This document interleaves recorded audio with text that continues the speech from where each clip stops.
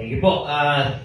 Ngayon pag-usapan po natin, who is God in us? Sino ang Panginoon sa buhay natin? But in a very personal question o tanong, sino ang Diyos sa buhay mo?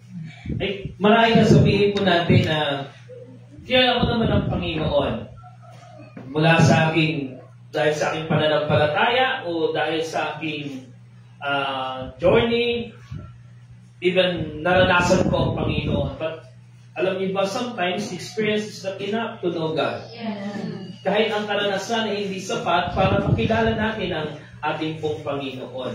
Kaya nga po, hayaan niyo po na makita po natin ang ating mga sarili sa tanong na po ito. And gusto ko pong i-address po ito sa bawat isa po sa atin. Yes, we are incorporate. Lahat, nandito po tayo lahat. But gusto ko po makita natin at masagot natin sa ating mga sarili kung sino ang Diyos sa buhay ko.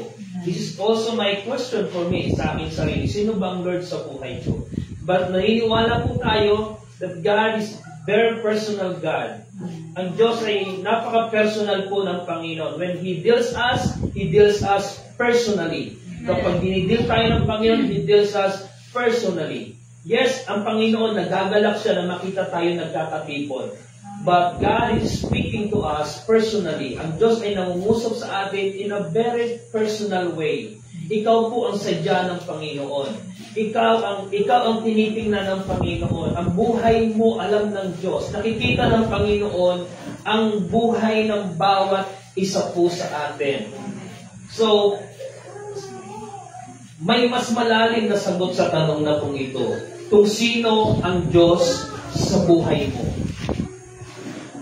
Yes, marahil sasabihin natin, ang Diyos ay mabuti. That's right, ang Diyos ay mabuti. Ang Diyos ay tapat. Yes, ang Diyos ay tapat. Maawain siya, mapagmahal ang ating Panginoon. And all of these things na magdi-describe sa Panginoon, it's all tama po lahat yan.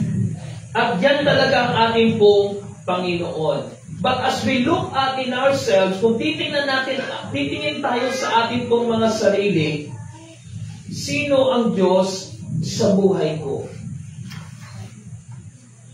Sino siya sa akin? Sino siya sa iyo? Sa panahon na ikaw ay nag-iisa. Sino siya sa iyo kapag ikaw ay nag-iisa? Sino siya sa buhay mo kapag ikaw ay nahihirapan? Sino ang Diyos sa buhay mo kapag nahihirapan ka? Kapag nalilito ka, sino ang Diyos sa buhay mo? Sino ang Diyos kapag ikaw ay discouraged? Kapag nadi-discourage ka, you are disappointed. Sino ang Diyos sa buhay mo? I remember Elijah when he was disappointed, when he was discouraged. After the victory sa mga propeta ni Baal, ni Jezebel, pagkatapos po noon, ang kasunod agad ay discouragement. Yes, nakita natin. When we are in victorious life, yes, maraming naglo-look up po sa atin. Maraming even others, idolize us, ina-idolize po tayo, lalo na kapag sobrang galing natin sa buhay. Ina-idolize tayo ng iba. But sometimes, they cannot see who we are when we are alone and we are discouraged. Sometimes between you and God, nakakalam lang nun ikaw at ang Panginoon. Yun lang ang hindi alam ng iba eh. Sa panahon na may panahon na tayo matagumpay sa buhay, madali lang po tayong i-look up. Madali lang po tayong hangaan. But if times allow them to see us when we are discouraged, siguro doon mawawala yung kanilang pag-look up po sa atin. And most of the time ng buhay natin, most of the time sa ating pong buhay, only God who understands us. Yes, amen. Mas marami, most of the time sa buhay natin, ang Panginoon lang yung nakakaintindi sa atin. Amen.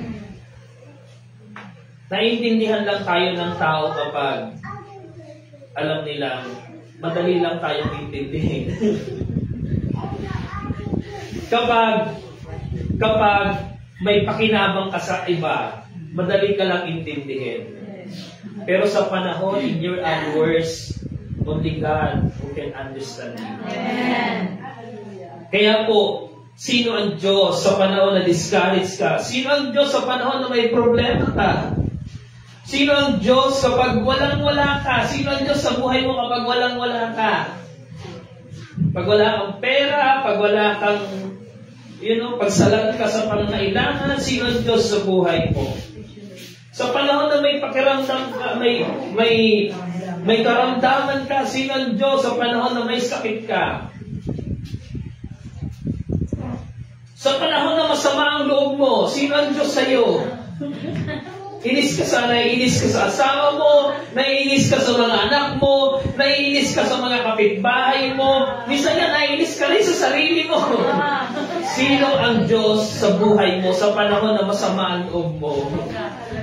Sa panahon na galit ka, sino ang Diyos sa buhay mo kapag galit ka? Sino ang Diyos kapag bigo ka? Hallelujah.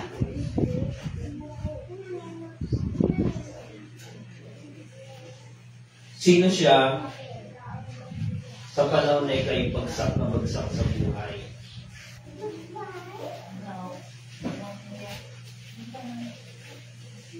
Sino siya kapag pakiramdam mo, walang pakialam yung iba sa iyo, walang nagmamahal sa iyo, yung pakiramdam mong iniiwan ka na, inaabandon ka,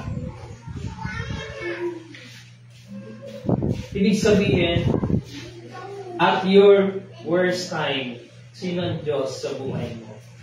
Napaka-detalye, di ba po, no?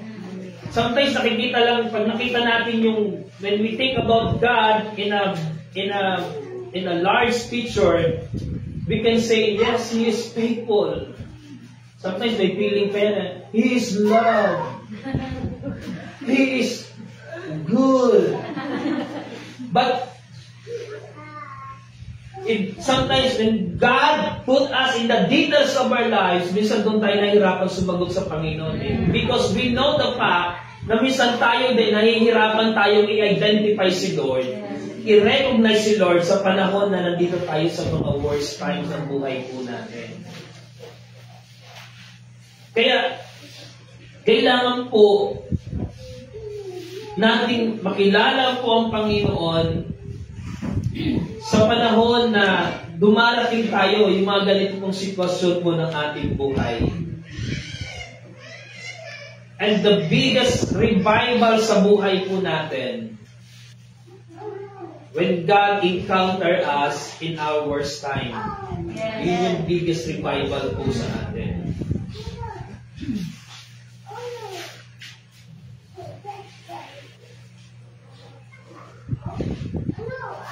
Saan na ba tayo nasumpungan ng Panginoon? In what area in your life na na-encounter mo ang Panginoon sa buhay mo? Na-encounter ka na ba ng Diyos yung area ng buhay mo na talaga yun yung pinaka-worst sa iyo? Kasi kung hindi pa, pwedeng nagkukunwari lang tayo na binago na tayo ng Panginoon. Dapat ma-encounter natin ng Diyos doon sa pinaka-worst na area ng buhay po natin. Remember, Zacchaeus, when God encountered him, kung alin talaga yung pinaka-problema ni Zacchaeus. Anong problema ni Zacchaeus? Mapaglaman siya. Naniningil siya ng sobra sa buwis. But there was a great revival when God encountered Zacchaeus. He invited Jesus in His house. Can we invite God in our worst time sa buhay natin? Lord, visit me in my worst day. Just like Zacchaeus, yun na lang yung chance niya na ma-meet ang Panginoon. And before ang Panginoon ay makatingko sa kanyang bahay. Alam niya kung ano siya noon. Alam niya kung sino siya. And the blessing is, God responded in His invitation. Kaya ang Panginoon ay makaparoon sa tahanan ko ni Zacchaeus. Nung sabi ng Panginoon, salvation is here. Who is God in you? Sa Kanya pa rin ba tayo lumalapit at kumakapit sa panahon na worse ang ating pong situation? Buo pa rin ba ang pagtitiwala po natin sa Kanya? Ako pag sa panahon na sagana tayo, who is God? Yung pakiramdam natin, mayaman tayo. Sino ang Diyos sa buhay natin? Yung pakiramdam natin, matagumpay na tayo.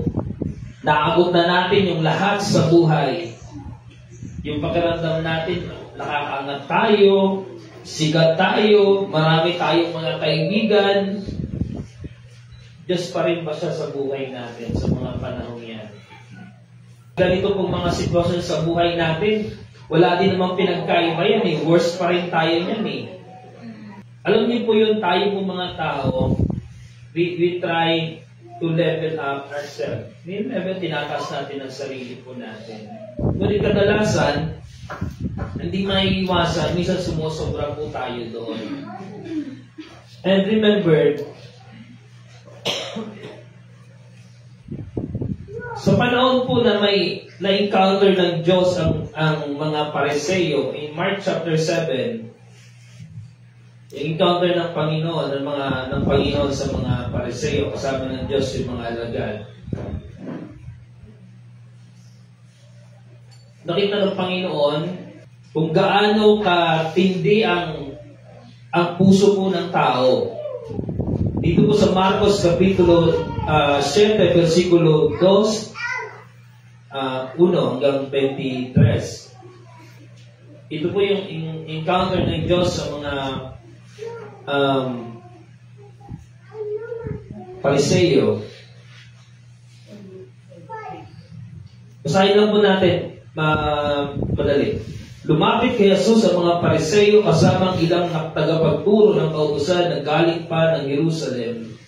Nakita nila ang ilan sa mga alagad niya na kumakain ng marumi ang mga kamay. Dahil hindi nahugasan ayon sa kaugalian ng mga Hudyo. So, may tradisyon po ang mga Hudyo na kapag kumakain, kailangan naghugas ng kamay. That's also our, kultura din po natin, tradisyon din po natin po yun. Kaya kung yun ay mahigpit tayo sa mga ganon, kawawa naman yung mga nagtatrabaho sa mga shop, yung mga automotive. Kawawa naman yung mga nagtatrabaho sa construction. Kasi hindi pala sila makakain kasi marurumi sila eh. Marurumi ang trabaho po nila eh. Kawawa naman yung kakagaling palang magplansya. Dito makikita po natin the righteousness of God over tradition and culture. Sometimes may conflict ang culture and tradition sa standard po ng Panginoon. Kaya sabi sa verse 3, sapagkat ang mga Hudyo na lalo na ang mga Pariseo hindi kumakain hanggat hindi muna sila nakapaghuhugas ng kamay ayon sa kaugaliang minana nila mula sa kanilang mga ninuno. So saan galing yung prinsipyo na yun? Galing sa mga ninuno. So kailangan po makita natin saan ba galing yung prinsipyo, galing pa sa Lord o galing sa mga ninuno.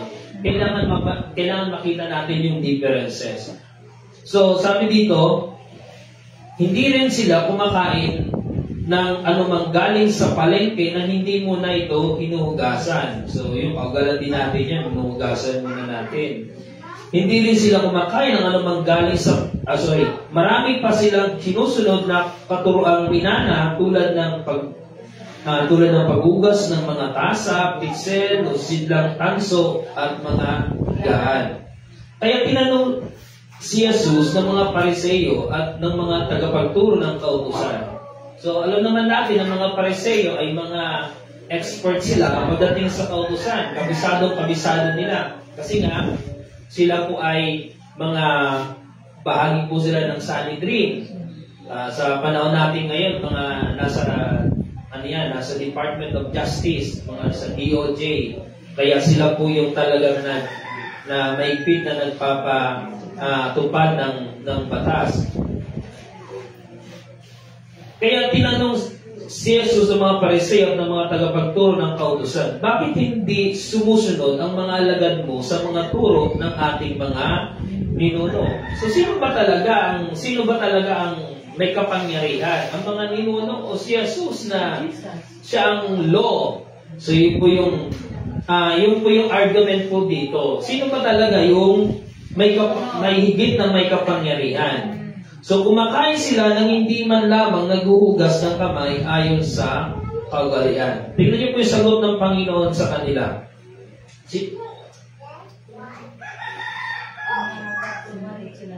Sinagot sila ni Jesus, mga mapagkunwari. So ibig sabihin, alam ng Diyos yung puso ng mga Pariseo. Nakikita nila sa iba, pero si Lord, ang nakikita niya, yung pinakaibutura ng kanilang puso. Bakit ganun ang sinabi ng Panginoon? Because alam ng Panginoon, Pariseo alam nila na si Lord is a law. Siyang pinagmula ng batas. Pero gusto po nilang makipagtigasan na sila yung mas magaling po sa batas.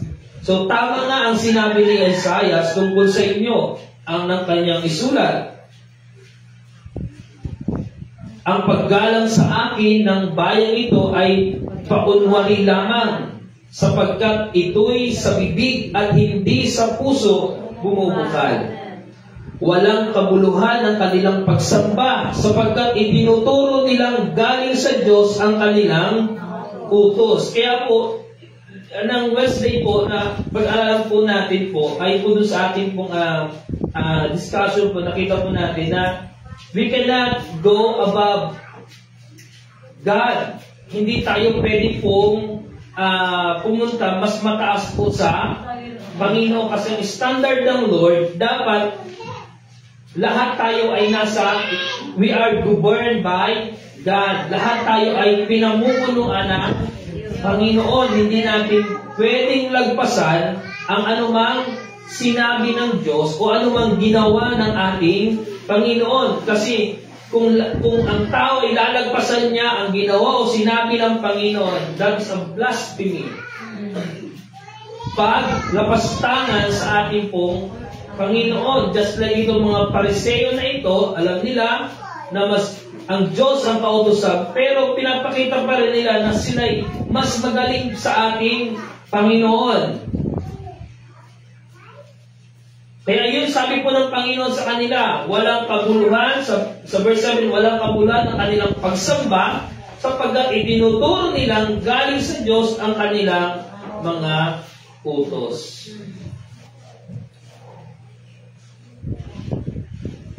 Verse 8, binabaliwala ninyo ang utos ng Diyos at ang sinusunod ninyo'y mga tradisyon ng tao.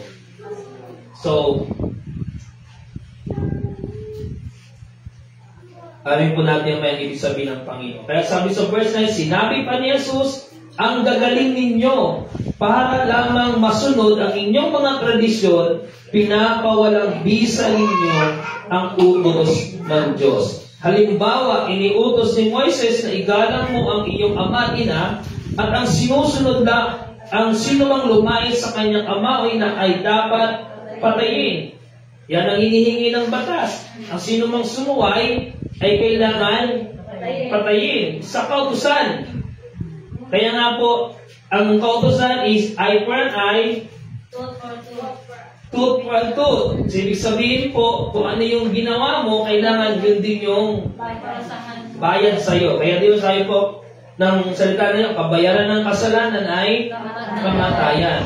But kung ilalagay po natin ito sa Panginoon, God is gracious. Amen. Hindi yun ang hinihingi ng Panginoon. Yun lamang ay hinihingi ng kautusan. Pero sa Panginoon, iba. Dahil ang Diyos ay mahabagin. At siya ang pag-ibig. Yes, God is law, siya ay batas. Pero siya ay Diyos ng pag-ibig. Amen. At siya ay Diyos na mahabagin. Amen. So kailangan po, makilala natin ang Diyos sa bagay na ito, nang sa ganun po, ay magkaroon tayo ng kapayapaan sa ating mga puso. Sabi kaya nakita po natin kanina, yung mga detail, yung mga area ng buhay po natin, na minsan tayo nabibigo, tayo po'y nagkakasala, pakiramdam natin, makasalanan tayo, ngayon po, kinukumpronta tayo ng katotohanan. Bakit? Sino ba ang Diyos sa buhay mo? Yun yung katotohanan na dapat po natin po maintindihan. Kung ikaw po ay, kung tayo po ay makasalanan, sino ang Diyos sa atin sa panahon na tayo ay makasalanan? At sa panahon na pakiramdam naman natin, tayo yung laging tama, sino ang Diyos sa buhay natin? Lahat pong yan may sagot ang Panginoon.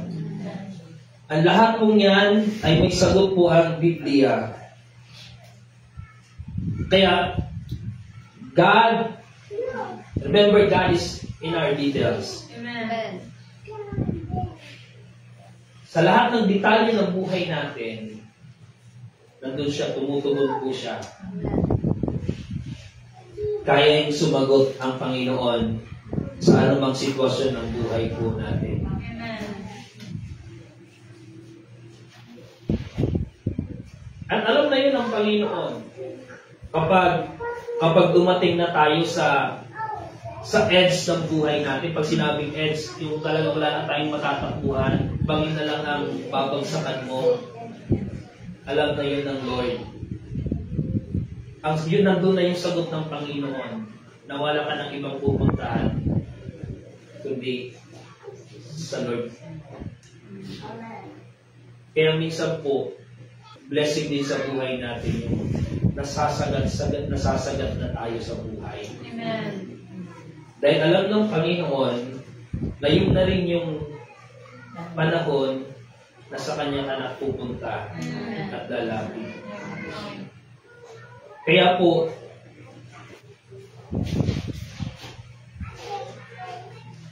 dito po, pagpatuloy lang po natin ito. Verse 11, ngunit itinuturo naman ninyo na kapag sinabi ng isang tao sa kanyang ama o ina na ihandog ko nasa Diyos ang mga tulong ko sa inyo, ang taong iyon ay hindi na ninyo pinapatulong sa kanilang mga magulang.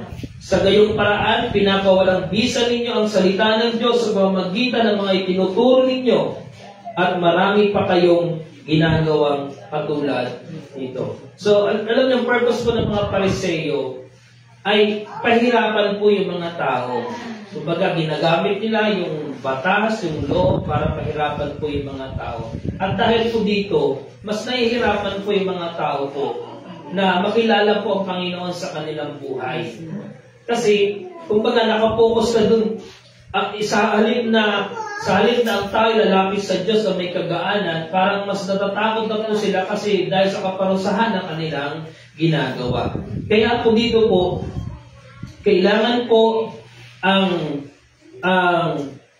makilala natin ang Panginoon hindi lamang sa panahon na tayo po ay nasa tamang pamumuhay. Kailangan kilala din natin ang Panginoon kahit sa buhay natin na mali-mali tayo. Bigong-bigo tayo. Wasak na wasak tayo sa buhay. So,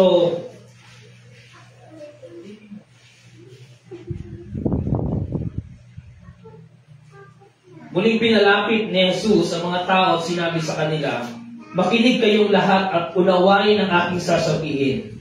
hindi nagiging marumi ang isang tao dahil sa pagkain pumapasok sa kanyang bibig, kundi dahil sa lumalabas dito. Makinig ang mga may pandinig. Verse 17, iniwan ni Jesus ang mga tao at nang makapasok na siya sa bahay, siya ay tinanong ng kanyang mga alagad tungkol sa talinghaga. Ano sagot ni Jesus? Pati ba naman kayo ay hindi pa rin makaunawa? Tanong ni Jesus, hindi ba ninyo alam na hindi nagiging marumi ang isang tao dahil sa pagkain pinapasok niya sa kanyang bibig, sapagkat hindi naman iyon pumapasok sa kanyang puso, kundi sa tiyan. Pagkatapos ay idinudumi. Sa ganitong paraan ay ipinahayag ni Jesus na ang lahat ng pagkain ay maaaring kainin. So nasaan po yung alin po yung guiltiness nasa isip. Labanan po sa isip. So kaya nga po, tatandaan po natin, ang Diyos, ang batas ng Diyos ay iba sa batas po ng tao. Kaya nga po, ang Diyos na ang naparito sa lupa upang siya na ang maging batas. Siya na ang maghusga sa kabayaran ng kasalanan. At sa kaparusahan ng kasalanan. Hinusgahan po ng Diyos ang kasalanan sa pamamagitan ng kanyang biyaya. Nasabi po ng kautusan, ikaw bilang tao dapat kang mamatay kasi nagkasala ka sa Diyos. Pero sabi ng Panginoon, lumapit kayo sa akin, kayong lahat na napapadala ng bibigatan, kayong lahat na ramdam nyo makasalanan kayo, kayong lahat na nahihirapan makalapit sa akin. Sabi ng Lord, lumapit kayong lahat sa akin at kayo aking patatawarin. Ganyan po kung paano tayo binigyan ng Diyos ng pag-asa po sa buhay. Na kung ang sinasabi ng kautusan, dapat kang mamatay dahil sa nagawa mong kasalanan, pero sa paglapit natin sa Panginoon, buhay ang ibinibigay ng Diyos. Ang sabi ko ng Biblia, ang sabi ng Juan, na parito siya para bigyan tayo ng buhay. Buhay na ganap. Yun, bakit po naparito po ang Panginoon para bigyan tayo po ng buhay. Kaya kapatid, narito tayo para bigyan tayo ng Diyos ng buhay. Amen. Ayaw ng Diyos na mamatay tayo na walang dahilan. Kung tayo man ay mamamatay kay Kristo, yan din ay may buhay na walang hanggan. Amen. Kaya nga po mga kapatid,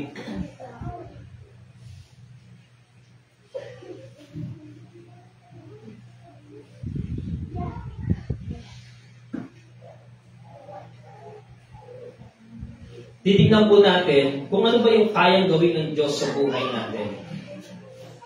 Sa Efeso Kapitulo 3, versikulo 20, versikulo 21, dito po ipinapahayag po kung sino po talaga ang Diyos sa buhay natin. Ano po yung kayang gawin ng Diyos? Ano yung ginagawa niya sa buhay natin, lalo na sa panahon na wala tayong magagawa, when we are powerless, when we are broken? Sino po ang Diyos sa buhay po natin? At sino siya sa buhay ng mga taong masasama? Yung tingin natin masasama, pero sino ang Diyos sa kanila? Meron ba tayong, pareho kaya yung tingin natin sa nakikita ng Panginoon? Pareho ba yung iniisip natin sa iniisip ng Diyos sa ating buhay?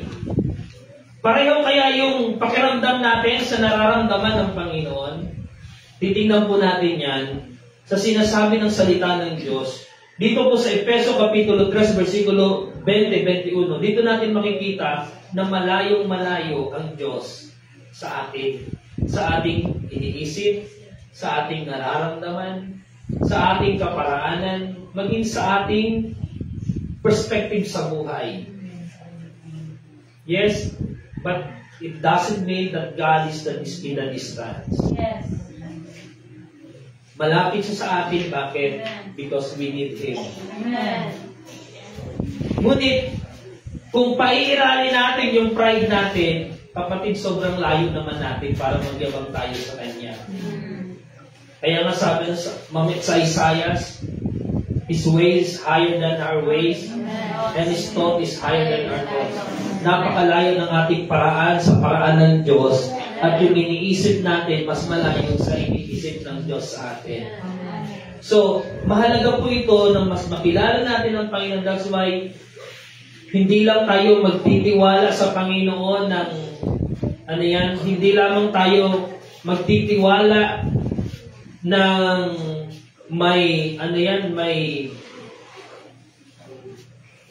may grief sa buhay natin, but magtitiwala tayo ng may sobrang pagmamahal sa Panginoon. Amen. Kasi alam niyo, minsan baka hindi mo napapansin, nananampalataya ka kay Lord, pero nagtatampo ka na sa Kanya. Kasi baka may mga answered prayer, baka hindi mo na naiintindihan kung ano yung kayang gawin ng Diyos. Baka sinasabi mo, kumakapit ka pa kay Lord, pero sobrang sama na ng loob mo. Kasi hindi mo na naiintindihan kung ano yung sitwasyon sa buhay mo. Pwedeng ganun minsan nararamdaman natin. Pakiramdam mo, kumakapit ka pa kay Lord, pero sobrang sakit na yung puso mo na hindi mo na naiintindihan, na parang gusto mo nang bumitaw. Kapatid, ang gusto ni Lord, yung kakapit ka, at yung sweet ka pa rin sa Kanya. Iba po kasi yun eh. Iba yun. Parang mag-asawa lang yan na magkasama, pero wala ng sweetness. Parang minsan, mag-boyfriend-girlfriend lang yan, ang sweet sa Facebook, pero sa totoo, ang dami na palang pinag-aawayan. Hindi ganoon ang relationship na gusto ng Panginoon sa atin, na sa social media lang tayo sweet kay Lord. Pero sa reality, tampong-tampo na tayo kay Lord. Sabi ng Panginoon sa Pariseo, ayaw ng Lord mapagkunwari. Ang gusto ng Lord, yung kumakapit ka sa Kanya, na pumipiling-piling pa ang mata mo, Lord, sarap. Hindi yung kumakapit ka sa Kanya, ano ba itong buhay na ito, Panginoon? Ang dami mong pinagsisisihan. Sana hindi na lang ako naging Kristiyano. Kapatid, pwedeng makaranas ka ng ganyan. Kumakapit ka pa kay Lord, pero ang dami mo ng tanong sa Panginoon. At hindi yan ang gusto ng Lord sa buhay natin. Amen. We have to build our life in Jesus. Amen. Kailangan natin i-build ang buhay natin sa Panginoon. Kaya po, kailangan natin, para ma-build natin ang ating buhay sa Panginoon, kailangan po maging malinaw sa iyo kung sino ang Lord sa buhay mo. Amen. Yung hindi mo lang siya kilala, kapag punong-puno yung lalagyanan ng bigas. Yung hindi mo lang siya kilala, kapag sobrang dami mong pera, kailangan kilala mo rin siya sa panahon na marami kang pinagkakautangan. Sa panahon na marami kang pagkakamali. Sa panahon na marami kang kabiguan sa Diyos, kailangan kilala mo rin ang Panginoon sa buhay mo. Dahil ulitin ko, God is in our details. Amen. Ang Diyos ay nasa detalye ng buhay natin. Yun ang pinaka-concern sa iyo ng Diyos, mga kapatid. Ngayong umaga, yan ang concern sa iyo ng Lord. Amen. Gusto kang katagpuin ng Lord sa detalye ng buhay mo. Alam kaya ng Lord yung mga dinadaanan natin. Alam ng Lord yung puso natin ngayon. Alam ng Lord yung nangyari sa iyo kahapon. Yes. Sa nakaraan. Yes. Sa nakaraang 2 linggo. Amen. Isang linggo. Isang taon. Alam na alam ng Lord. Amen. Kaya gusto kang samahan ng Lord sa detalye ng buhay. Amen. Paano tayo sasamahan ng Panginoon? Kapatid, kilala mo ba si Lord sa buhay? Amen. Na-encounter mo na ba si Lord? Doon sa pinaka-war room ng buhay mo. Meron tayong mga war room sa buhay, Yes. di ba? That's the secret place na tayo lang yung nakakalapit with you and God. Na yun yung lugar na talaga nakikipag-battle tayo sa Panginoon. At gusto kang puntahan ng Lord to visit you. Para samahan ka ng Lord doon sa pinaglalaban mo. And kaya nga po, sabi po sa Efeso Kapitulo 3, versikulo 20 hanggang 21, ang Diyos na makagagawa ng higit kaysa lahat nating hihilingin at iniisip. Sa pamamagitan ng kanyang kapangyarihan, naghahari sa atin. Sumakanya ang kapurihan sa pamamagitan ng Iglesia at ni Kristo Jesus magpakailanman. Amen. When the Word, kapag ang Word ay may amen, ibig sabihin,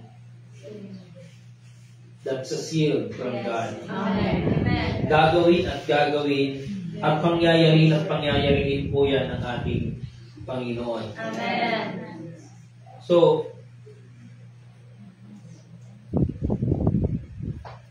number 1, dito po sa talata pong ito, o sa versikulong ito na ating nabasa, nangangahulugan po na sinasabi po dito sa atin na ang magagawa ng Diyos ay walang hanggan. God is boundless. Amen. So ito po yung katotohanan na sinasabi po sa atin sa versikulo pong ito. Ang magagawa ng Diyos ay walang hanggan. So ano ibig sabihin po? So ibig sabihin, kayang higitan ng Diyos ang magandang plano natin po sa buhay. Kayang higitan ng Panginoon. At ang pangakong ibinibigay natin, o ang pangako mang ibinibigay po sa atin, kaya po yung higitan ng Diyos. Kung sinasabi sa iyo ng iba na wala kang mararating, mahina ka, wala kang kwenta, wala kang future sa buhay mo, but when you face God, ito sasabihin sa iyo ng Panginoon, anak, may magagawa ako sa iyo. Amen. Anak, may pag-asa ka pa sa akin. Amen. Why? Because remember, in Isaiah chapter 55 verse 9, for as the heavens are higher than the earth, so are my ways higher than your ways, and my thoughts than your thoughts. Hindi natin kayang higitan ang magagawa ng Diyos sa buhay natin. That's why God, His ability is boundless. Walang hanggan. Kaya naman, ang sino mang mga nagtitiwala sa Panginoon, ang sino mang mga lumalapit sa Diyos, sabi sa Pilipos Kapitulo 4, versikulo 13, ang lahat ng ito'y magagawa ko dahil sa lakas ng loob sa akin ni Kristo. Yun yung gift ng Panginoon po sa atin. Yung lakas ng loob na tayo po ay magawa natin ang kalooban ng Panginoon sa buhay po natin. Ilang beses ka na pong naglakas ng loob gumawa para sa Panginoon? Siguro marami na.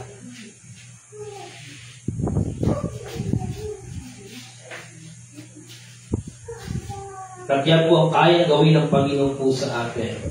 And remember, God goes beyond what we can ask for. Ang magagawa ng Diyos ay higit sa ating hinihingi.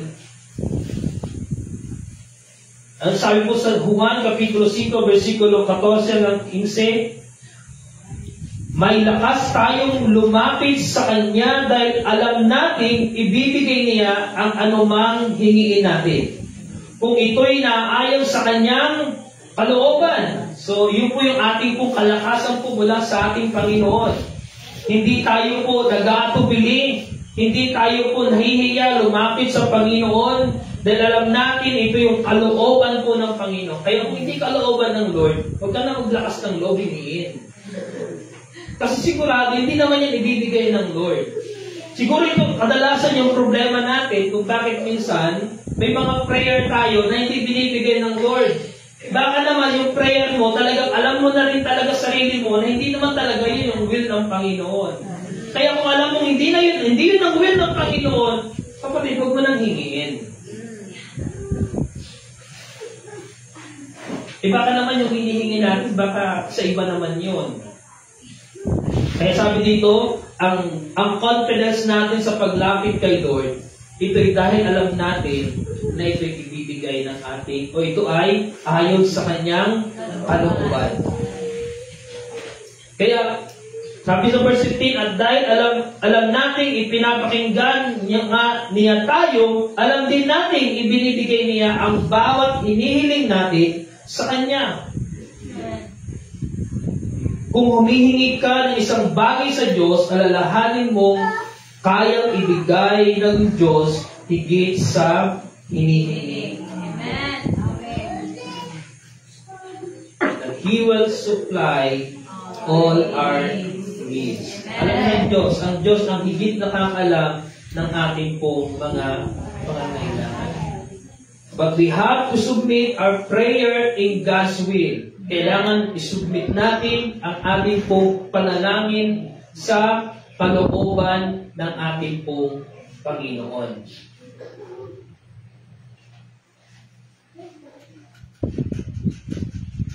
It's not about asking. Prayer is not about asking. Kapag tayo po'y nananalangin po sa Panginoon, hindi lang ito tungkol sa paghingi sa Lord. Dinidevelop tayo sa Panginoon. Yung buhay natin, dinidevelop po sa Panginoon. Una, yung relationship natin. The more na tayo po'y lumalapit at nananalangin sa Panginoon, the more na inaayos din ng Panginoon yung buhay natin. To have a genuine relationship with God. Kasi po, ang prayer is relationship. Amen. Alam po ba natin yon? Amen. Na ang panalangin ay relationship. Hindi naman ako pwedeng humingi kay Sister Emma ang gusto ko, kasi hindi naman siya ang nanay ko. I don't have that kind of confidence na humingi na lang, pero pwede ko makahingi ng ano? I don't have that kind of confidence kasi in the first place, this is ang nanay ko. So, hihingi ako, pero ay nanay, pwede hingi ako. That's, may confidence ako kasi she's my mother. She's my mother. Remember, prayer is relationship. Yes, amen. You cannot ask with God unless you have relationship with God. Amen. Hindi tayo pwedeng humingi po sa Panginoon na wala tayong relasyon po sa Kanya. Kaya una nating binibuild ay yung relationship natin kay Lord before we ask. Amen. Kasi paano natin masasabi na yung hinihingi natin ay gusto niya kung wala naman tayong relasyon sa Kanya? Kaya kapag tayo nagkaroon ng relationship sa Panginoon, naiintindihan natin yung heart ng Lord. Kapag naiintindihan mo yung heart ng Panginoon, alam mo din kung ano yung ihingi mo sa Kanya na ibibigay niya. Yes. Kaya po, it is relationship. We have to build relationship with God bago tayo humingi ng mga bagay po sa Panginoon. Kasi ayaw ng Diyos ng illegitimate sons and daughters. Ayaw ng Diyos ng ganyan. Gusto ng Lord yung talagang anak na niya. Kaya nga sabi niya, dati tinuturing tayo nganyang mga kaaway. Pero nang tayo po'y nakipag-isa sa Kanya, nang tayo po ay lumapit sa Panginoon, naging mga kaibigan niya na po tayo. Dahil ayaw ng Lord na ituring Kanya na anak sa labas. Gusto ng Lord, totoong anak niya. Paano tayo magiging totoong anak ng Lord? Ang tanong, binigay mo na bang buhay mo sa Kanya? Tinanggap mo na ba si Jesus sa buhay mo? Siya na ba yung Lord sa buhay mo? Hindi na si Lourdes, kundi si Lord na ba yung sa buhay mo? Kapag binigay na natin ang buhay na natin sa Kanya, ibig sabihin po,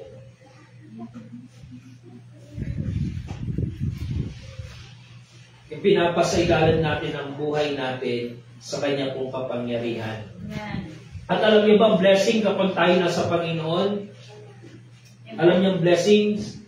Basahin niyo po yung Psalm 23. Yes. Kung ano yung blessing na kapag tayo po ay nasa Panginoon. Ano sabi doon? Ayan. The Lord is my shepherd. Kapag tayo po ay nasa Panginoon na po, sino na po ang shepherd natin? Si Lord. And He will supply all our needs. Amen. So, yun, prayer. What you ask. But you must build first your relationship with God. Amen. Because that is our confidence. Yun yung ating pong confidence na lumapit po sa Panginoon. And number 3, God can respond beyond what we can imagine. Ang Diyos ay kaya niyang tumugon higit sa ating pong kakayahang magnais. Yung desire ng puso po natin. Kayang higitan ng Diyos yung desire ng puso po natin. Kaya sabi niya, siya ay makagagawa ng pinakahigit sa ating iniisip. And in Psalm chapter 37 verse 4, delight yourself in the Lord, and He will give you the desires of your heart. Amen.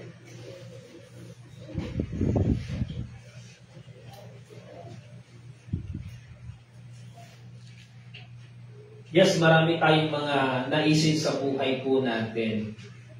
At alam niyo ng Diyos at naiintindihan niyo ng Panginoon.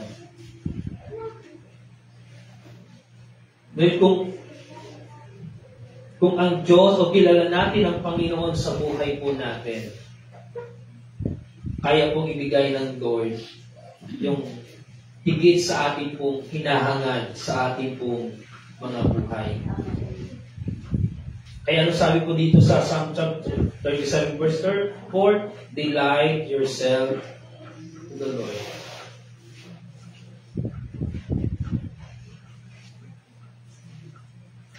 Kailangan po yung mga desire natin ay nagpapasaya din sa Panginoon.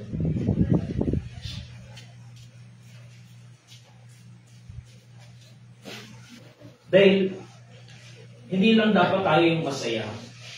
Dapat masaya din ang Panginoon sa buhay po natin. Amen. Yun yung ibig sabihin po ng delight yourself to the Lord, and He will give you the desires of your heart. Amen. Hindi ko alam kung ibibigay yun ng Lord kung ikaw lang yung masaya at si Lord hindi. Para sa akin, hindi yun ibibigay ni Lord. Kung ikaw lang yung masaya, si Lord hindi. Kasi, gusto ng Lord, masaya ka at masaya si Lord. At hindi ko alam kung ibibigay ni Lord kung ikaw lang masaya, si nanay, si tatay mo, hindi masaya. Kaya ang sabi ng Lord, delight yourself. Kailangan hindi lang tayo nag-enjoy sa mga bagay na gusto natin. Kailangan masaya din yung iba. Kaya kung hindi masaya ang iba, kapatid, itigil mo na yung mga ini-imagine mo sa buhay mo. Bakit po?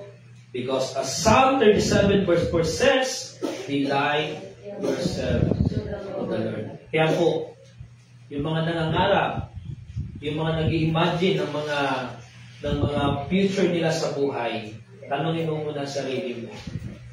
Magiging masaya ba nito si nanay, si tatay? Magiging masaya kaya nito si Lord sa buhay ko sa bagay na ito? Sana yun yung maging assessment natin bago natin gawin yung mga pangarap natin. Kasi alam niyo po, sabi ng Proverbs chapter 16 verse 9, a man's heart plans His way, but the Lord directs His step.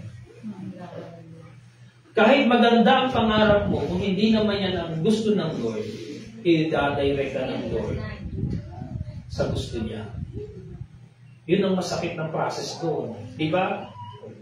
Kaya kung ayaw mong kantarin ng mga sakit ng kalooban, tumbukin mo na kung ano yung gusto sa'yo ng Panginoon. Kaya alam niyo po kung bakit minsan marami tayong heartache. Kasi marami sa mga plano natin hindi gusto ng Panginoon. Kaya tayo lang din naman nasasaktan. Kaya kung ayaw mong masaktan, tandaan mo itong sinasabi ng Proverbs 16 verse 9. A man's heart plans his way, but the Lord directs his step.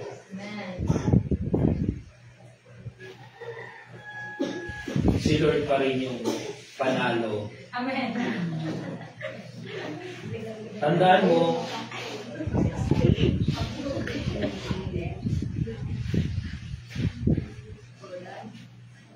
mo, architect lang tayo ng buhay natin. Amen. Tayo lang yung nagpaplano. Pero si Lord, siya yung foreman. Siya yung magtatrabaho ng buhay mo. Parang mataas pa ang architect sa foreman.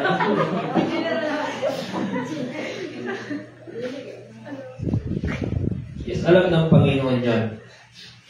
Kaya una sa lahat, delight yourself to the Lord. Kaya sa mga kabataan po, tatandaan po natin lagi yan. Number 4, ito yung maganda po. Isa sa napakagandang ginagawa ng Panginoon sa buhay natin. God manifests in the lives of His people. So, ibig sabihin, ang Diyos ay may magagawa. Ang magagawa ng Diyos ay makikita sa mga tao. Saan po nakikita yung mga gawa ng Diyos? Sa tao. Hindi sa mga bagay na meron tayo. Kundi sa tao. Dahil ang tinitingnan ng Lord yung puso po ng tao, yung puso po natin. Hindi kung ano yung meron natin. Kaya ang tinitingnan sa atin ng Lord, yung kalagayan po ng ating puso. Hindi yung ating maibibigay, hindi yung ano ang kaya namin gawin kay Lord, kundi ang tinitingnan ng Panginoon, ang nakikita sa buhay natin, yung gawa ng Panginoon. Are we a product of God's design? Tayo po ba'y produkto ng disenyo at ng plano ng Panginoon? Is this church is a product of God's hands, yung word ng Panginoon? Ito ba ay bunga ng pagkilos ng Panginoon? Yes, makikita po yun. At yun ang makikita po sa atin, ang paggawa po ng Panginoon. Kaya nga po kapag tayo po ay kay Lord, hindi na po nakikita yung mga kung ano tayo noon, kundi ang nakikita na ngayon, ano yung ginagawa ng Diyos sa buhay natin ngayon. Yun ang nagmamanifest sa atin, sa church, yung ginagawa ng Panginoon. And we are glad na masasabi po natin, malayong-malayo na tayo sa nakaraan. Amen po ba? Amen.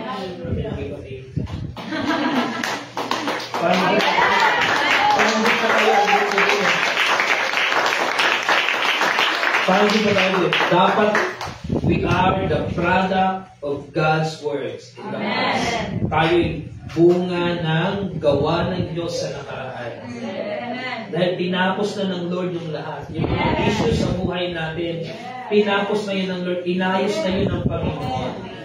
Kaya ngayon po, ang nagmamanifest ngayon po, ay yung ginawa ng Panginoon sa buhay natin. And I know, lahat tayo, we can testify that kung anong ginawa ng Diyos sa buhay po natin. Many of us, maraming makapagpapatotoo sa atin kung ano yung ginawa ng Lord sa buhay po natin. At nawa po, yan pa rin ang makikita sa pagdating ng panahon. Kaya nga po, as we testify ourselves, tayo din ay testimony sa ating mga anak, na mga susunod pang mga generation, hindi lamang po sa church na ito, kundi sa community. Tayo rin po, makikita rin po yun, ang buhay po natin sa community. Kaya po, kung ang Diyos ay nagmamanifest po sa atin, o kung nagmamanifest ang ginagawa ng Diyos sa atin, kahit po sa ating mga kahinaan, kaya po tayong pagtagumpay ng ating Panginoon. Remember, God puts us in a situation we cannot control so that God can control. Amen. Gusto ba natin yun? Amen. Na minsan ilalagay tayo ng Lord sa mga sitwasyon na hindi natin makontrol. Kasi si Lord ang magpukontrol sa atin. And alam niyo po, minsan may mga humingi po sa akin ng advice. Ito yung lalo na pag may mga problema, mga family problems, malimit, ito rin sinasabi ko po. Kapag nilalagay tayo ng Diyos sa mga sitwasyon na hindi na natin kayang i-control, ibig sabihin, magparaya ka na. Amen. Si Lord ang magpupuntrol. Amen. Kaya po, mas mabuti nga po yung mga ganong sitwasyon sa buhay natin. Kasi alam niyo po, kapag tayo ang nagpupuntrol, mali-mali tayo mag-control eh. Minsan, kung ano-ano na yung, minsan sumusobra na tayo, minsan naman kumukulang tayo.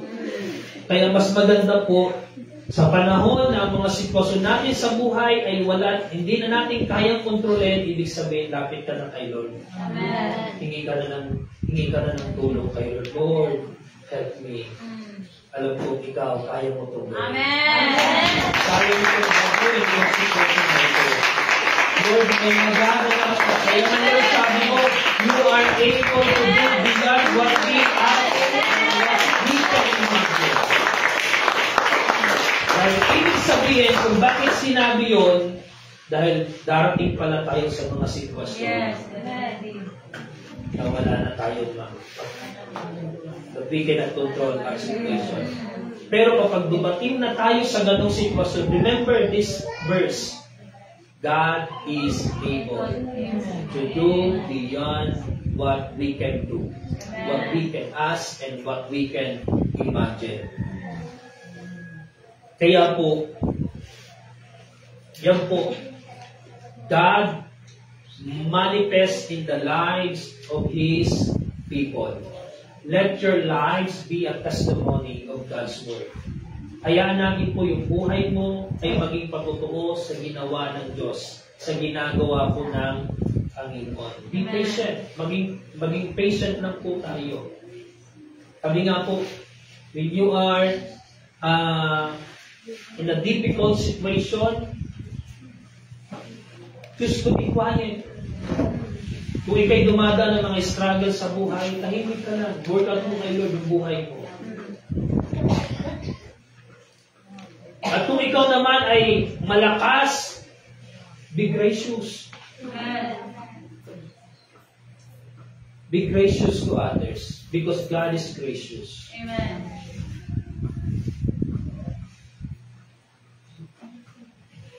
Because that's God works in us. Kung paano ang Diyos gumagawa po sa atin. So God is seen through His glorious church. Ang magagawa ng Diyos ay sa pamamagitan ng matagumpay na simbahan. Church is also a community. Ang simbahan ay komunidad. Hindi tayo po hindi natin ina-isolate ang ating sarili para sabihin natin tayo yung mga banal at yung mga nasa labas na yung mga makasalanan. Hindi ganyan ang purpose ng Lord sa church. Kundi we are set apart to be the blessing and to be an example sa iba. Kasi kung ganun ang church, ay sana Lord punin mo na kami. Sana kinuha na tayo ni Lord kung tayo yung mga banal dito tapos nasa labas mga makasalanan. Kukunin na tayo ni Lord. But that's not the church. Ang church ay sinet apart lang ng Panginoon para tayo magbigay ng way sa kanila, para tayo po ay maging daluyan ng blessing ng Panginoon, nang sila din that they may see the goodness of God. Na sila rin makita rin nila ang kabutihan ng Panginoon. And sometimes we fail. Minsan nabibigo tayo doon na makita nila yung goodness ng Panginoon. Kaya I hope the church is the channel of God's blessing. Amen. Sana po sa atin nila yung nakikita yung goodness ng Panginoon. Sana po ang church ay hindi mabigo na maging patotoo sa kabutihan ng Lord. Dahil ang church ay inilagay ng Panginoon para bigyan po ng pag-asa ng tao po, lahat ng tao ay nakakilala sa Panginoon. And that's how we live. Ganyan po kung paano tayo mabuhay. That's our testimony. Yung patutuon natin sa kanila kung paano tayo mamuhay bilang mga mananampalataya. It doesn't matter kung Christian tayo. Hindi ito tungkol sa ating pong identity as Christian. Kasi ang Kristiyano ngayon, sira na rin yung identity ng Kristiyano ngayon eh. Kasi may mga Kristiyano ngayon na minsan makikita mo pa nasa sugalan, pero Kristiyano daw sila. May mga Kristiyano mo, kita mo, nasaan-saan pa, minsan hindi pa yung lugar na hindi naman sa kanila, nandoon pa sila. Minsan sira na po yung word na Christianity. Kaya ang patutuon na lang natin sa tao is how we live, kung paano tayo namumuhay sa Panginoon. We do not defend our name. Hindi natin Kristiyano, hindi. Baka sabihin pa nila, baka kawitan pa man ng banal na aso, 10 kabayo. Kundi, we live. Tandaan natin ito mga kapatid, we do not justify. Hindi tayo nag-justify na Kristiyano tayo, kundi ipinapakita natin, this is how I live in Christ. Ganito ang buhay ko sa Panginoon. We do not defend ourselves. Hindi natin po dinidepensa ng sarili po natin. Hindi natin kailangan gawin yan. Hindi natin kailangan sabihin sa tao na Christian ako, mabuti ako, nasa Panginoon ako, nagpupuri kami sa Panginoon. Hindi nila yung pakikinggan. Kundi ang kailangan po natin sa buhay natin kung ano yung itinuturo sa atin ng Panginoon. That's enough. Yun lang po yun. Yung kailangan po natin para tayo maging channel of blessing po sa iba. Yes, they can see. They will see our flaws. Makikita nila yung flaws natin, yung mga kahinaan natin. So, hayaan mo na makita nila kung sino ka. But, let them see the power of God in your life. Amen. Habang nakikita nila yung mga kahinaan mo, hayaan mo rin ipakita ng Lord yung kapangyarihan niya sa buhay mo. Kung paano tayo pinagtatagumpay. At nawa po malayo na tayo sa nakaraan.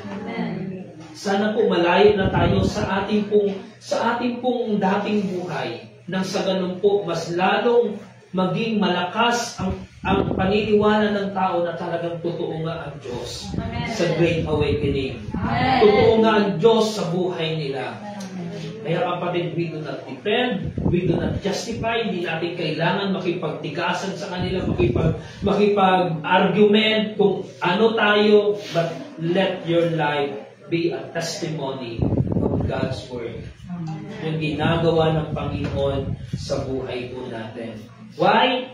Remember, God is seen through His glorious church.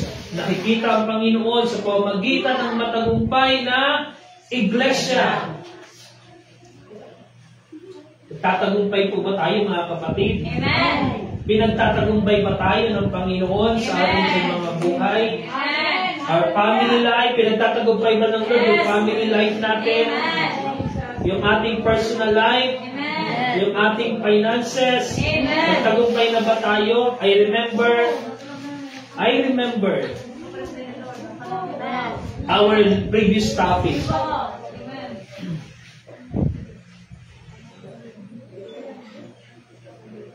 Maayos na ba tayo sa Panginoon? Inayos na ba ni Lord? Kung may mga kailangan pa tayong ayusin? Be honest. Alam ko, marami pa tayong dapat ayusin. But remember, God is in the details. Ang Diyos ay nasa detalye ng Diyos. Kung may inaayos ka, if you are, putting everything in order, kapag may mga inaayos ka sa buhay mo, sasamahan ka niya ng Panginoon. Hindi magdadalawang isip ang Lord na samahan ka niya, kasi alam ng Lord para yan sa Panginoon, para sa tagumpay natin sa buhay. Kaya mga kapatid, let's look unto Jesus. Let's fix our eyes on Jesus, because He is the finisher of our faith. Siya ang tatapos ng lahat ng bagay sa buhay po natin. So, number 6, ang magagawa ng Diyos ay hanggang sa buhay na walang hanggan. That's an eternal. Ang lahat ng ito ginagawa natin, this is an eternal. Hindi lang ito dito, kundi ito'y para sa darating. Kaya, kung ang lahat ng bagay ay may hangganan,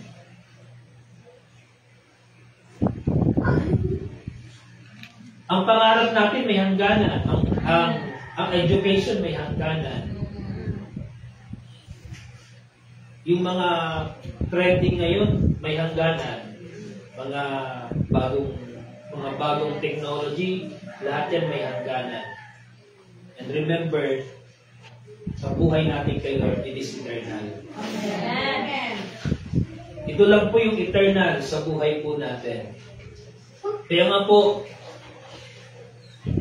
sabi po sa Mateo Kapitulo 19, versikulo 17, sumagot si Jesus, bakit mo ako tinatanong kung ano ang mabuti? Iisa lang ang mabuti. Ngunit kung nais mong magkamit ng buhay na walang hanggan, sundin mo ang utos ng Diyos. Ito po yung encounter ng Diyos sa mayamang lalaki na nagtatanong siya kung paano siya magkakamit ng buhay na walang hanggan. Pero nasagot sa kanya kasi bago pa man yon, yung tanong niya pa lang yon, meron pala yung purpose behind. Kasi yung pala, gusto niyang sabihin na, Lord, sinunod ko naman yung mga utos mo. Hindi nga ako nang daray, hindi nga ako mapatay. Di ba? Mukhang ang linis, mukhang matuwid, mukhang banal. Pero sinubok siya ng Panginoon. Kasi yun ang sabi ng Lord ang bawat gold ay kailangan dumaan sa apoy. Kasi hindi papayag si Lord na pakikitaan lang natin siya na gold tayo. Kaya pinadaan siya ng Panginoon sa apoy. Ano po yung apoy na yon? Pagsubok, paano na sinubok ng Panginoon? Kung ganyan, ibenta mo yung mga kayamanan mo. Kung talagang mayaman ka, ibenta mo yung mga kayamanan mo at pamigay mo sa mga lupa. So, nasubok ngayon doon yung mayamang lalaki. Kaya anong ipinakita sa kanya ng Panginoon? Ito, sabi ng Lord sa kanya, kung nais mong magkamit ng buhay na walang hanggan, anong kailangan? Sundin mo ang mga utos ko. Very simple, di ba po, no? Kung nagawa mo yung hinihingi ng kautusan, pero sabi ng Lord, ako ang kautusan at kailangan masunod mo ang lahat ng sinasabi ko. Yun sabi, para yun sa Panginoon. Kaya po mga kapatid, ang buhay natin sa Panginoon, it is eternal. Ang ginagawa natin ay eternal. Hindi lang ito para dito. Ito ay hanggang sa buhay na walang hanggan na ibinigay po ng Panginoon. Kaya kapatid, pagbutihin natin yung ginagawa natin kay Lord. Kasi eternal ito Di ba po? Pagbutihin natin yung pag-awit mo kay Lord. Pagbutihin mo yung pagbutihin mo yung ginagawa mo kay Lord. Yung pakikinig mo sa salita ng Lord, pagbutihin mo. Dahil lahat ng ito ay eternal. Walang sayang sa ginagawa mo sa Panginoon. Basta ibibigay mo ang lahat kay Lord, there is a greater rewards galing po sa ating pong Panginoon. Mga kapatid,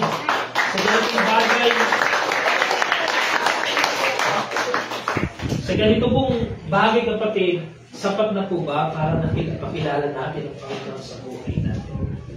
Are we able to know God through His message? Kaya nga kapatid, nalapit tayo sa Panginoon. Tayo po lahat po yung magsipag tayo. And alam ko po,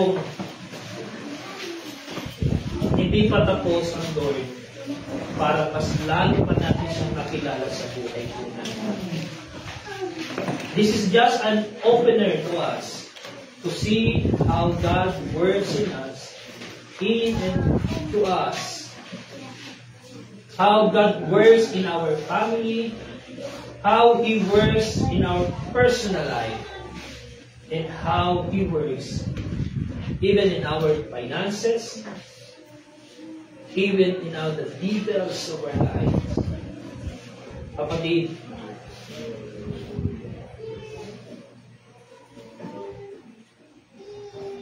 He is always in the business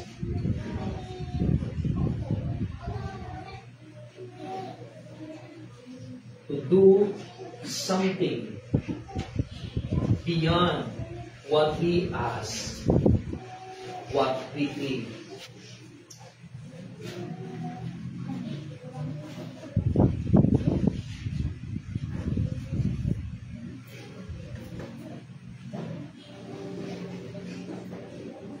Remember the word. God is able.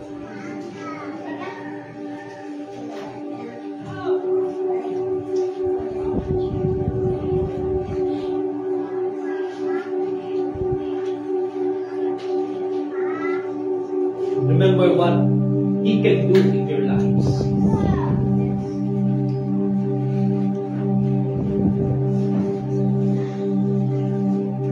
He is not only the God who gives blessing, who gives victory,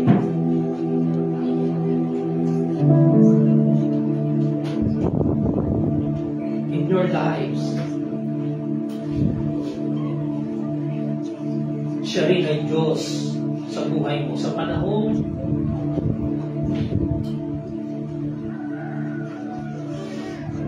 ikaw ay in a very difficult situation sa buhay mo.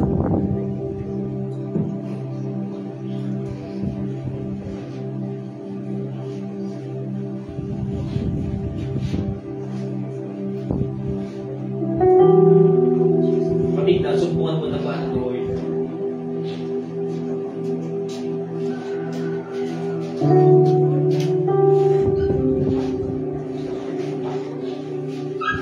Secret place.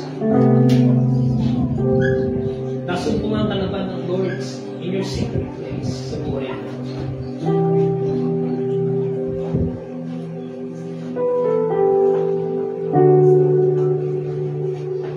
Kung hindi pa, pray to God, Lord, may you visit me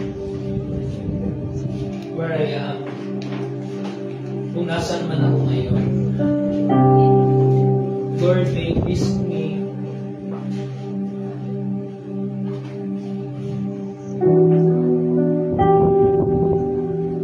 Kung saan man ako, Lord, nahihirapan, nag-struggle sa buhay. Lord, may you visit me in my sickness. Yung mga sakit sa aking buhay. Lord, may you visit me in my faith. Because you are concerned in every details of my life. Yes, He is concerned. Yes,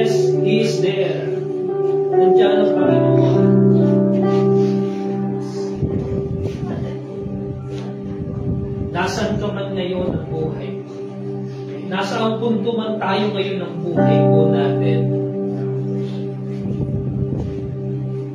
ask God to visit you. Lord, bisitahin niyo po ang Panginoon. I am whatever your situation right now. Ano man sitwasyon mo ngayon, remember, God is able.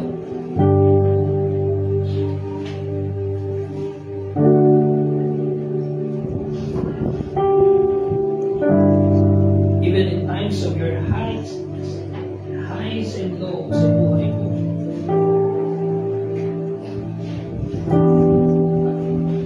kahit sa panahon na you pretend that you're strong, remember, God is there in your life. Kahit sa mga panahon na kung kunwari kang malakas ka sa buhay mo, alalahanin mo, God is there to encounter you.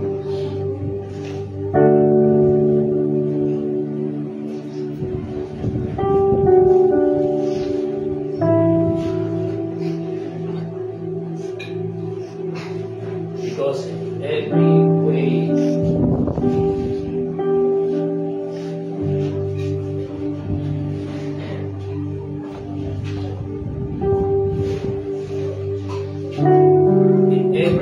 He will come. He will come. And He will meet you.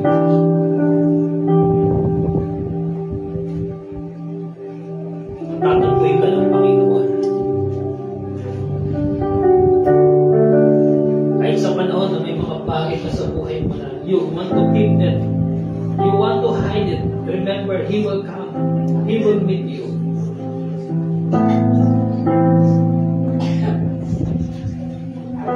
Dahil ang isang napakagandang bagay sa buhay po natin, because He knows everything. Alam niya lahat sa buhay natin. Ito yung napakagandang katotohanan sa Panginoon na dapat nating malaman. Dahil lahat ay alam niya. Kaya sabi po na kanyang salita, kaya itong liwanagan ng Panginoon kahit gaano katilig.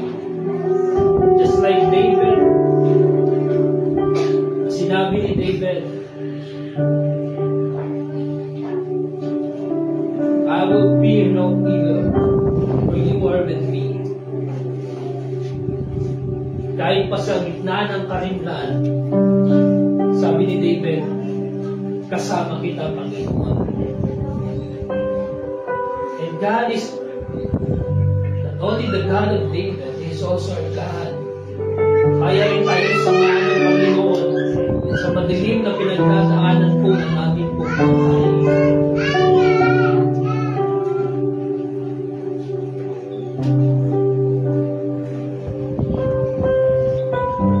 Lord God, marami pong salamat that in every situation we have, you are there.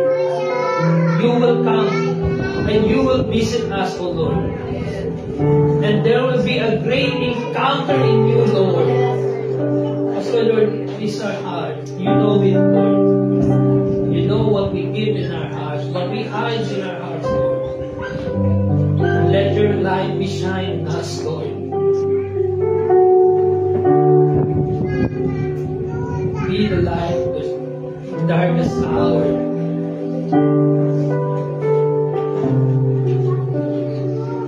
Lord God, marami po bagay po sa buhay po namin that we have to settle in you, Panginoon. Lord, kung may mga bagay sa puso namin, may mga issue pa sa puso po namin na hindi namin, Panginoon, mabitaw-bitawan, Panginoon. Lord,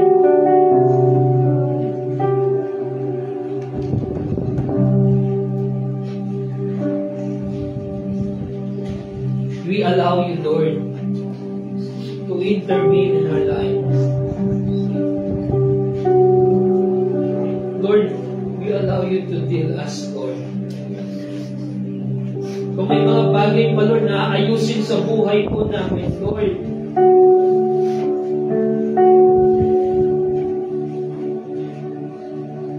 In our weaknesses, Lord, we pray and we allow you, Lord. Gawin niyo po, Panginoon, kung ano po yung makakabuti po sa amin. Kung ano po yung nakikita mo, Panginoon, na ikakabuti namin, Panginoon. Lord, yun po yung gusto namin, Lord, mangyari po sa amin. Yun po yung mangyari po sa buhay namin, Panginoon. Kung meron po kami mga desires sa puso po namin, kung meron po kami mga plano sa buhay po namin, pero hindi kami sigurado, O Lord.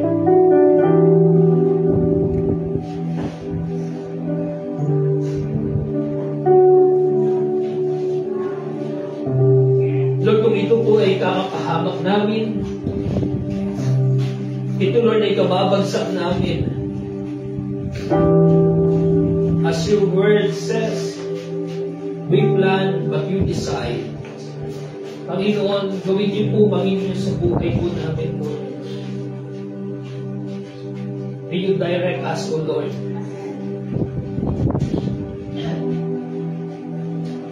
In your way. Sa mga bagay, Panginoon, na nais niyo po sa amin.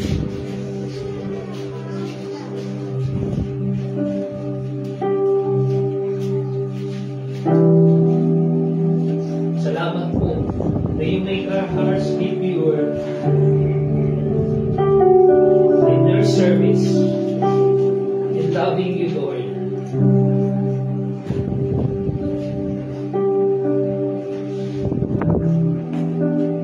Salamat po, Panginoon, sa mga panahon that we come in the edge of our lives, Lord.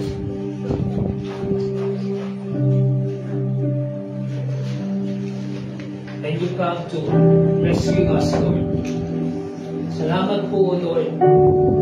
Dahil binigyan mo po kami, Panginoon, ng dahilan para kami mabuhay at maglingkod po sa iyo. Thank you for giving us this privilege, Lord. That we enjoy this life, Lord. We enjoy your grace, your mercy. Yes, Lord. That this all comes from you, Lord. Dahil alam namin, Panginoon, that apart from you, we can do nothing. Wala kami magagawin. Kaya Lord, maraming salamat.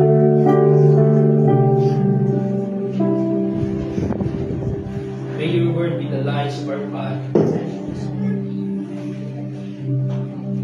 Na sa lahat, Panginoon, ng mga paplanuhin namin sa buhay, sa lahat ng mga nanaisin namin sa buhay, Panginoon,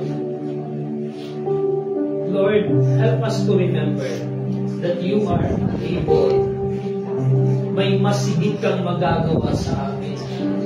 May masigit kang magagawa sa kakayahan namin, Panginoon. And Lord, make this church as a testimony of your goodness, a testimony of your great works, Panginoon. Ayaw namin masayang, O Lord, how you establish this church, Panginoon. Lord, marami na po, Panginoon, nag-alay ng buhay para sa iyo. We remember them, Panginoon. And we as a generation of this church, Panginoon, Lord, help us to preserve your goodness, to preserve your righteousness, your holiness in this church, Panginoon. Kung may mga bagay man sa buhay namin nagpaparami sa church, Panginoon, Lord, may you fill us, O Lord. Fill niyo po kami, Panginoon. Salamat po, Lord, because you are the God of this church, Panginoon. Marami ka pang ililigtas, Panginoon. Marami kang makakilala sa iyo. Marami kang masisave, Panginoon. Marami kang pang ililigtas, Panginoon. And Lord, ito po kami, O Lord.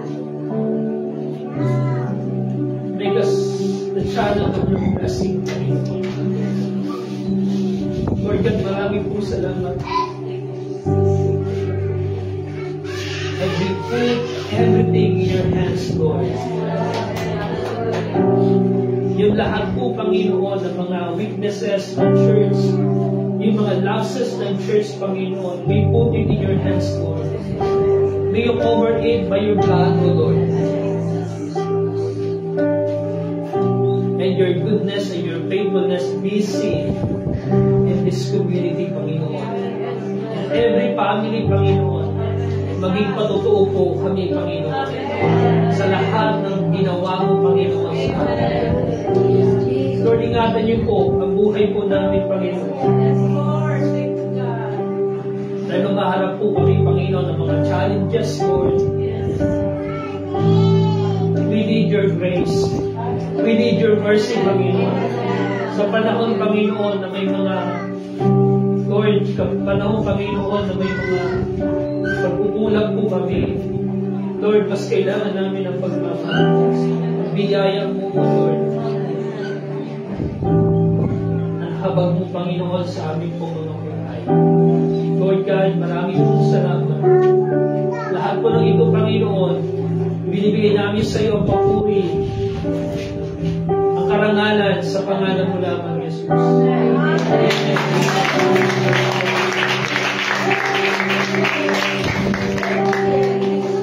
As we close this, let us sing the chorus of goodness of God.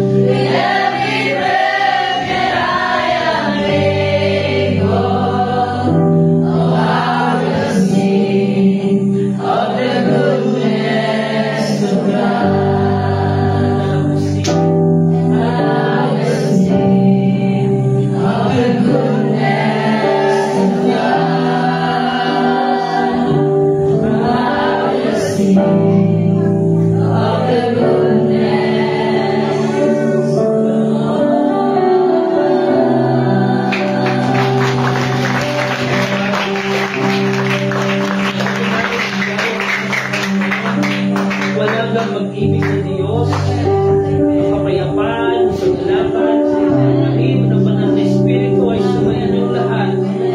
Noon, ngayon, at pagpakailanman, sa Diyos ang kapurihan at ang kaluwalhatian, sa ngalan ng Ama, ng Anak, at ng Espiritu Santo.